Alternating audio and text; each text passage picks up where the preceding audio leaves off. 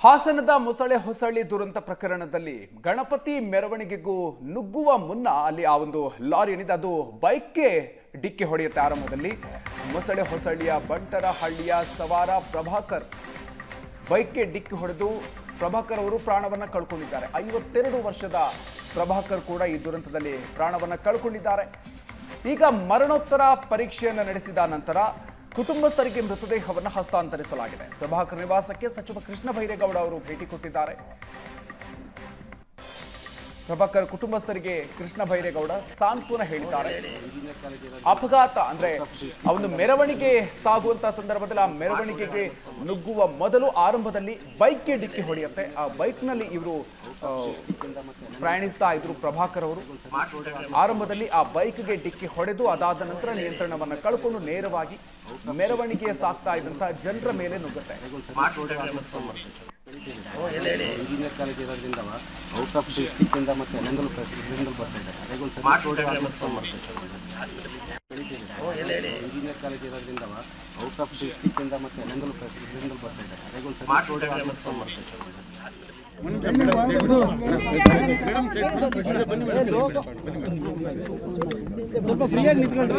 ಎಲ್ಲರೂ ಬಂದಿದಾರ ಇಲ್ವಪ್ಪ? ಆಮೇಲೆ ಇನ್ಯಾರು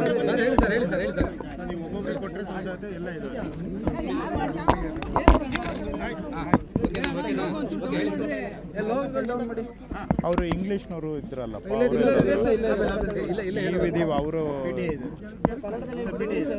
ಇಂಗ್ಲಿಷ್ ಕನ್ನಡದಲ್ಲಿ ಹೇಳೋದು ಕನ್ನಡನೇ. ಸಚಿವ ಕೃಷ್ಣ ಬೈರೇಗೌಡ ಅವರು ಇವತ್ತು ಬೆಳಿಗ್ಗೆನೆ ಘಟನಾ ಸ್ಥಳಕ್ಕೆ ಹಾಗೂ ನಡೆದಂತಹ ಈ ದುರ್ಘಟನೆಯಲ್ಲಿ 9 ಜನ ಮೃತರಾಗಿದ್ದಾರೆ. ಇದಲ್ಲದೆ ಒಬ್ಬರು ಇನ್ನೂ ಸ್ವಲ್ಪ ಕ್ರಿಟಿಕಲ್ ಹಂತದಲ್ಲಿದ್ದಾರೆ, ಆಸ್ಪತ್ರೆಯಲ್ಲಿದ್ದಾರೆ. ಸುಮಾರು 20 ಜನ ಇನ್ನೂ ಆಸ್ಪತ್ರೆಯಲ್ಲಿ, ಕೆಲವರಿಗೆ ಗಂಭೀರ ಗಾಯ ಆಗಿದೆ, ಕೆಲವರಿಗೆ ಫ್ರ್ಯಾಕ್ಚರ್ ಆಗಿದೆ, ಇನ್ನು ಕೆಲವರಿಗೆ ಸಣ್ಣ ಪುಟ್ಟ ಗಾಯ ಆಗಿದೆ. 20 ಜನ ಇನ್ನೂ ಆಸ್ಪತ್ರೆಯಲ್ಲಿದ್ದಾರೆ. ಅದರ ಪೈಕಿ ಒಬ್ಬರು ಸ್ವಲ್ಪ ಇನ್ನೂ ಅವರು ಅಪಾಯದಿಂದ ಹೊರಗಡೆ ಬಂದಿಲ್ಲ, ಸ್ಟೇಬಲ್ ಆಗಿದ್ದಾರೆ. ಆದರೆ ಇನ್ನೂ ಕೂಡ ಅಪಾಯದಿಂದ ಹೊರಗೆ ಬಂದಿದ್ದಾರೆ ಅಂತ ಹೇಳಲಿಕ್ಕೆ ಆಗೋದಿಲ್ಲ. ನಿನ್ನೆ ಸ್ಥಳದಲ್ಲಿ ಮತ್ತು ಆಸ್ಪತ್ರೆಯಲ್ಲಿ ಸೇರಿಸಿದ್ರೆ 9 ಜನ ಈ ದುರ್ಘಟನೆಯಲ್ಲಿ ಮೃತರಾಗಿದ್ದಾರೆ. ಇದೊಂದು ಹೃದಯ ವಿದ್ರಾವಕ ಘಟನೆ, ಕರಳು ಕಲಕುವಂತಹ ಒಂದು ದುರ್ಘಟನೆ.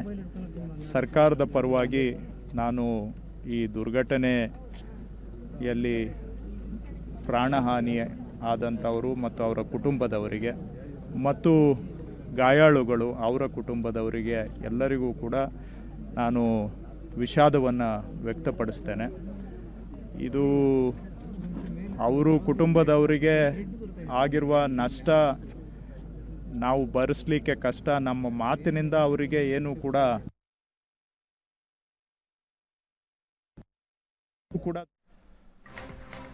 ಸಚಿವ ಕೃಷ್ಣ ಬೈರೇಗೌಡ ಅವರು ಇವತ್ತು ಸ್ಥಳಕ್ಕೆ ಭೇಟಿ ಕೊಟ್ಟಿದ್ದಾರೆ. ನಮ್ಮ ಮನುಷ್ಯರ ಮನಸ್ಸನ್ನ, ಹೃದಯವನ್ನ ಕಲಕುವಂತಹ ಘಟನೆಗಳು ಇದು ರಸ್ತೆ ಮೇಲೆ ಆಗಿರುವಂತಹ ಒಂದು ಅಪಘಾತವೂ ಸಹ ಹೌದು. ದುರ್ಘಟನೆ ಅನ್ನೋದರ ಜೊತೆಗೆ ಒಂದು ರಸ್ತೆಯ ಅಪಘಾತವೂ ಕೂಡ ಹೌದು. ಏನೇ ಆದರೂ ಕೂಡ ಇಷ್ಟು ದೊಡ್ಡ ಪ್ರಮಾಣದಲ್ಲಿ ಸಾವು ನೋವು ಆದಾಗ ನಾವ್ಯಾರೂ ಕೂಡ ಮನುಷ್ಯರಾಗಿರ್ತಕ್ಕಂಥವರು ಸಹಿಸ್ಕೊಳ್ಳಿಕ್ಕೆ ನಮ್ಮ ಸಹನೆಯ ಕಟ್ಟೆಯನ್ನು ಮೀರ್ತಕ್ಕಂತಹ ಒಂದು ದುರ್ಘಟನೆ ನಡೆದಿದೆ. ಮತ್ತೊಮ್ಮೆ ಇದಕ್ಕೆ ದುಃಖವನ್ನು ನಾನು ಸಹ ಅವರ ದುಃಖದಲ್ಲಿ ಭಾಗಿಯಾಗ್ತಾ, ಎರಡನೇದು, ಈಗ ಯಾರ್ಯಾರು ಸದ್ಯ ಆಸ್ಪತ್ರೆಯಲ್ಲಿದ್ದಾರೆ ಅವರೆಲ್ಲರಿಗೂ ಕೂಡ ಚಿಕಿತ್ಸೆ ವ್ಯವಸ್ಥೆಯನ್ನು ಮಾಡಲಾಗಿದೆ. ಜಿಲ್ಲಾಡಳಿತದವರು ರಾತ್ರಿಯೇ ಕಾರ್ಯೋನ್ಮುಖರಾಗಿ ರಾತ್ರಿ ಎಷ್ಟೊತ್ತಾದರೂ ಸರಿ ಕುಟುಂಬದವರಿಗೆ ಆಗಿರುವ ನಷ್ಟದ ಜೊತೆಗೆ ಆಸ್ಪತ್ರೆ ಹತ್ರ ಅವರು ಕಾಯುವಾಗೆ ಅಲೆಯುವಾಗೆ ಆಗಬಾರ್ದು ಅಂಥೇಳಿ ರಾತ್ರಿ ಸುಮಾರು 3-3:30 ಗಂಟೆ ಅಷ್ಟೊತ್ತಿಗೆ ಎಲ್ಲ ಮೃತರದ್ದು ಅವ್ರದ್ದು ಏನು ಕಾನೂನುಬದ್ಧವಾಗಿ ಏನೆಲ್ಲ ಪ್ರಕ್ರಿಯೆಗಳು ಅವಶ್ಯಕತೆ ಇತ್ತು ಅವೆಲ್ಲವನ್ನು ಮುಗಿಸಿ ಕುಟುಂಬದವರಿಗೆ ರಾತ್ರಿನೇ 3 ಗಂಟೆ ಅಷ್ಟೊತ್ತಿಗೆ ಬಾಡಿಗಳನ್ನು ಕೊಟ್ಟು ಅವ ಬಾಡಿ ಎಲ್ಲನೂ ಕೂಡ ಊರುಗಳಿಗೆ ಸಾಗಾಣಿಕೆ ಮಾಡುವಂಥ ಕೆಲಸವನ್ನು ಜಿಲ್ಲಾಡಳಿತ